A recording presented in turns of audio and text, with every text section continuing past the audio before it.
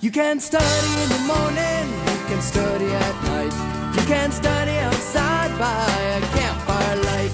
You can study with the rabbi. So I've been thinking, maybe it's not all about me. Sometimes I think it is. I don't think you become a rabbi unless you like the attention. But now I'm starting to think that maybe it's not all about me. I'm a kippah guy. I'm a talit guy. I'm a siddur guy. I like those things. The rituals, the symbols, the traditions, they speak to me very profoundly. But it's not all about me. Maybe part of the reason that we're having trouble reaching new Jews, young Jews, disconnected Jews, is because we still think it's all about us. Maybe part of the challenge of being a real leader, a real rabbi for the 21st century Jew is realizing that it's all about you and you and you. Our job as a rabbi is not to take what works for me and impose it on you, but instead to help you find what works for you. But then there's the rub. Tradition! There is this long history of things that have worked. The real question then is, where's that balance? That balance between what has worked for the Jewish people and what works for you. Sometimes I confuse what works for me with what has worked for the Jewish people. Sometimes I think the things that I grew up with, that I call tradition, are law. We all know that minhag,